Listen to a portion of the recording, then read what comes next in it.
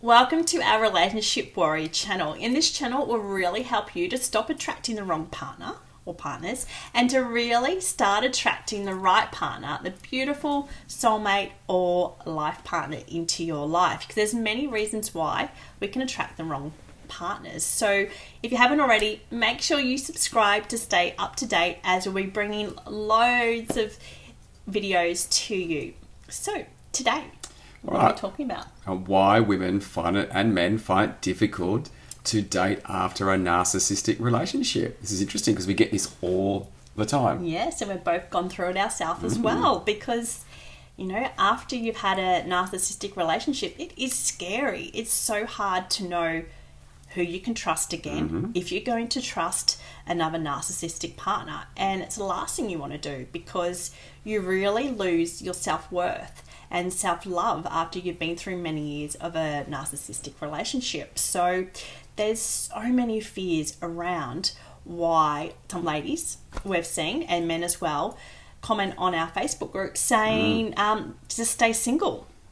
You know, buy a dog, buy a cat, stay single the rest of your life. But deep down in that subconscious, most people don't want to be single the rest of their life. They do want someone in their life. If you look into that deep subconscious that we keep buried deep within, it's just the fears around being hurt again. And when you do attract the right love, it's amazing how it adds to your life. Yeah, I've lost track of how many ladies I spoke to who say, like I say, how long have you been single for? And they'll go 20 years or 15 years. I'm like, whoa, what have you been doing for 15 years? And it's like, well, I just thought that it's safer to be single and not to be around men because that way I can, don't get hurt. And I said, well, that's actually true. It is a good way. Avoidance and hiding away from potential threats is definitely a great way to make sure you don't get hurt. But at the same time too, I'm like, but would you want to be with someone if you could find the right partner? Like, hell yeah, I would have been with that someone 15 years ago, 14 years ago.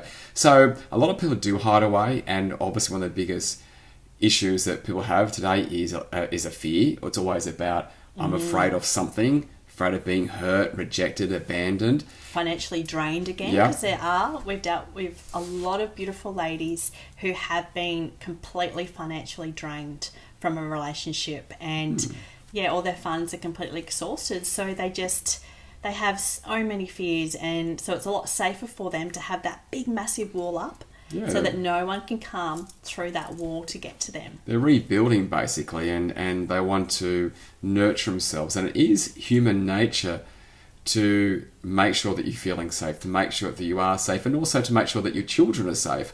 A lot of ladies will go, okay, I'm not going to date until my children are 18 because I can't help but attracting the wrong men.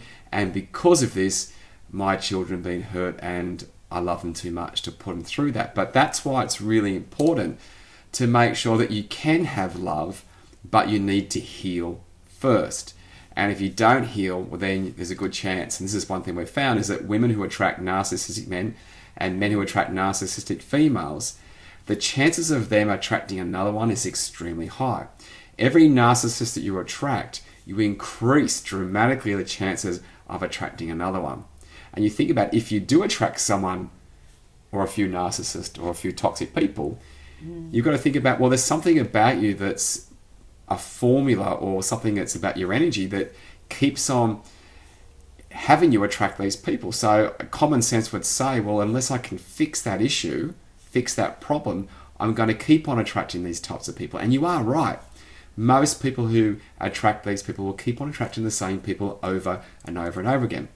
And this is why women and men hide away, and men do it too. They're like, oh, I don't want to be single. I mean, I do want to be single. I don't want to go through that drama anymore. I don't want to lose everything again. They're going through that rebuilding phase of getting their finances back, and also to the rebuilding phase of really just, nurturing themselves inside and healing. So that's why it's really important. So yes, I guess the biggest issue we have is that, women and men after narcissists or after toxic relationships, they hide away. But when you think about it, they're not happy. They come to us because they're not happy. They're like, okay, Scott, Britta, I've had enough time on my own now. I really do want to be in love. I want to have that contact, that communication, because that's how we're designed, aren't we? It's part of our DNA. Yeah, so they're beautiful empaths, but the thing is, they're disempowered empaths. So you don't want to lose being that beautiful empathic person. You just want to become an empowered empath.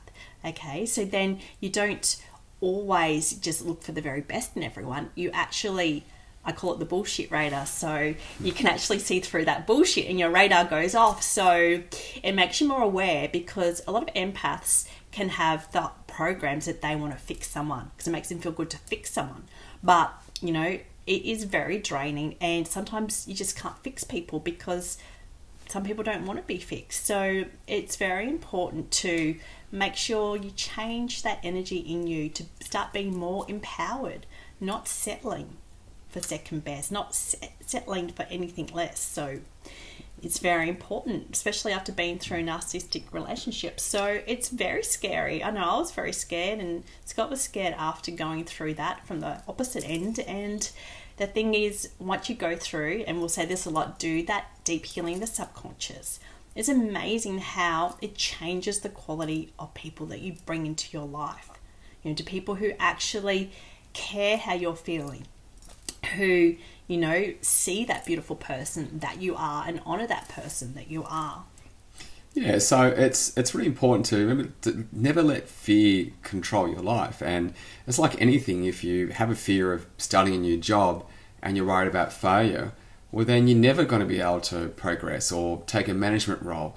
So there's no different when it comes to relationships or trying something new, traveling to a place that you never thought you'd travel on your own. Breaking through that barrier opens up so many opportunities for you to be able to attract that amazing love. And there's so many partners out there, people who are looking for love, who aren't like your exes. So it's really important that you push through that fear and, like Britta said, heal, so you can let go of the fear of being hurt again. And if you change your mindset and go, okay, I'm just going to have fun, I'm going to go out there and just take everything slow, well, then you're not really worried about being hurt again. You can just go out there and just say, you know what, I'm a stronger person now. I feel very empowered. So if it's not the right person, well, it's not the right person. And if you're not coming from that place of need, well, then you can go out there and you can meet people and not be like, this has to be him or this has to be her. And if it's not, your whole world falls apart. Mm-hmm. And if it is someone who is a narcissist or someone who's toxic, you know how to deal with it very quickly and swiftly, and know that you do not have to be with that person, because you rather go back to being on your own, or you can find someone else that is a better fit for you. So never be afraid that if you do meet a narcissist, because narcissists are everywhere. Narcissists are at the local club, they're at workplace, they're family, they're everywhere.